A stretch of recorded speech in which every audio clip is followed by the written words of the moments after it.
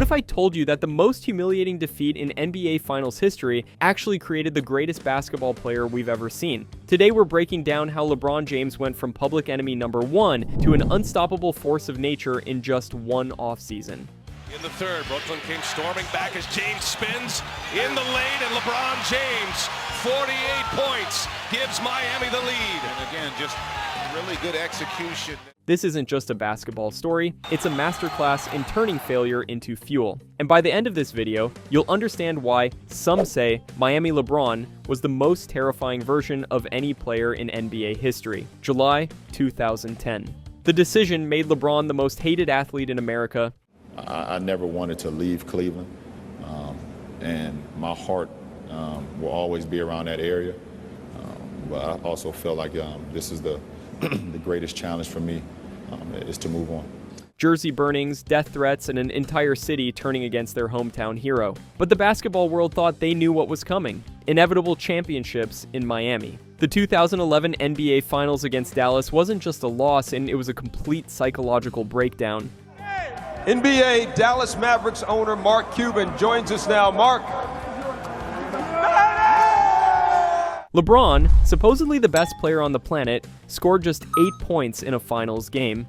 He disappeared when it mattered most, averaging a pathetic 3 points per game in fourth quarters throughout the series. The memes were brutal, the criticism was relentless. Skip Bayless became a household name just by destroying LeBron's clutch gene night after night. Michael Jordan's legacy felt untouchable again. But here's what nobody saw coming. This humiliation was about to create a monster. After Dallas, LeBron didn't make excuses. He didn't blame teammates or coaches. He looked in the mirror and saw exactly what everyone else saw. Something I sit down with my family, my wife, and my support group, and kind of just talk through it and see what happens, and then just have a conversation with myself on how long I want to continue to play. A player who wasn't ready for the moment, so he disappeared. For 2 weeks, LeBron locked himself in his house and didn't speak to anyone. It's okay sometimes to hold some stuff in, but if you hold it in too long, then it can become overwhelming. So to be able to have a friend or a parent or a guardian around that you can just talk to be able to just release that energy, release that that tension. When he finally emerged, he had a plan that would change basketball forever. Hakeem Olajuwon, arguably the most skilled big man in NBA history. Olajuwon with the ball, the spin, the shot. He's got it! Another for their second consecutive NBA championship. Olajuwon to the ball. Get in by Hakeem! What a chip by Hakeem Olajuwon. The Houston Rockets have stunned the Orlando Magic. LeBron sought out the dream to learn something that seemed impossible: how to dominate in the post despite being a perimeter player his entire life. Think about this for a second. LeBron was already 6 feet 8 inches and 270 pounds, bigger than most power forwards, but with the speed of a guard. The only thing missing? Post moves that could make him unstoppable down low. Hakeem didn't just teach him footwork, he taught him patience, positioning, and how to use his massive frame as a weapon. When LeBron returned for the 2012 season, he had essentially downloaded an entirely new skill set. But LeBron wasn't the only one who learned from 2011. Coach Eric Spoelstra went to Oregon to study with college football innovator Chip Kelly, trying to figure out how to translate spread offense concepts to basketball. What they created was revolutionary: positionless basketball before it had a name.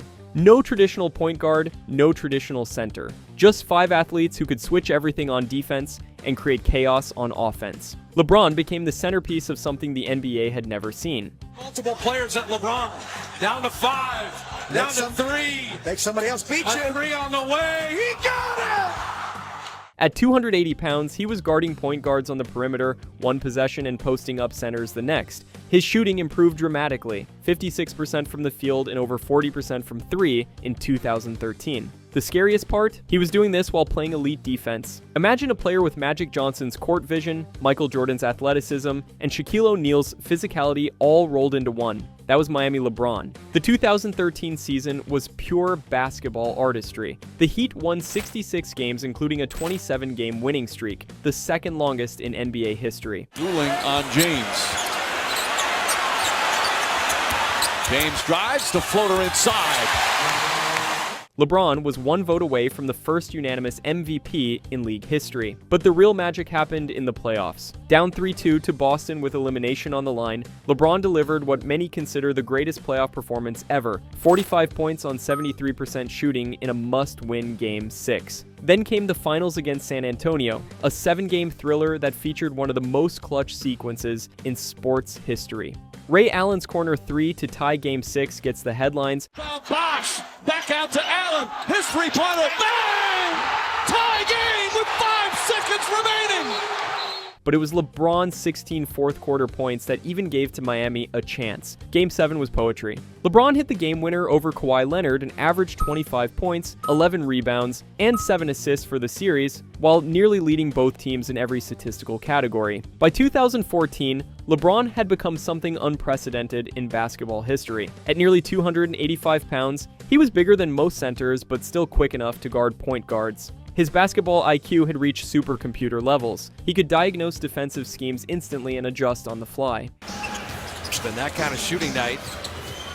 Miami is 7 of 8 in the second.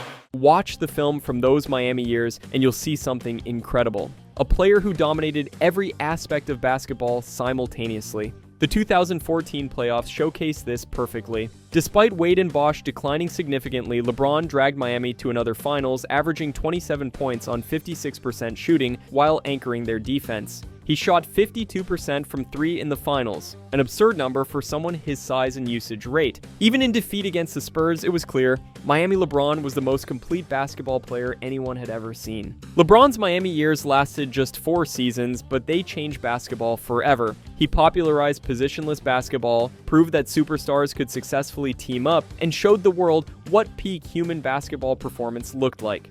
LeBron James with a sensational move, accelerated as he hit the paint.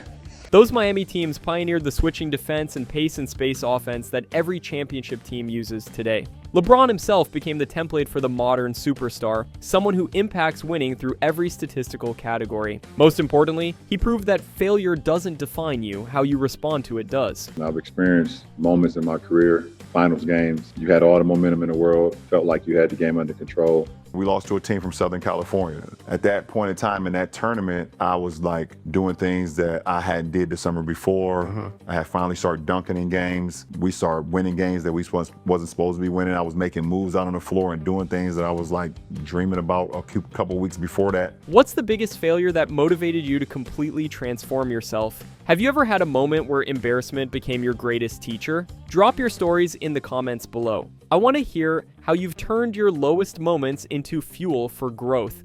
If this breakdown of basketball evolution impressed you, smash that like button and subscribe because we're diving deeper into the moments that changed sports history forever.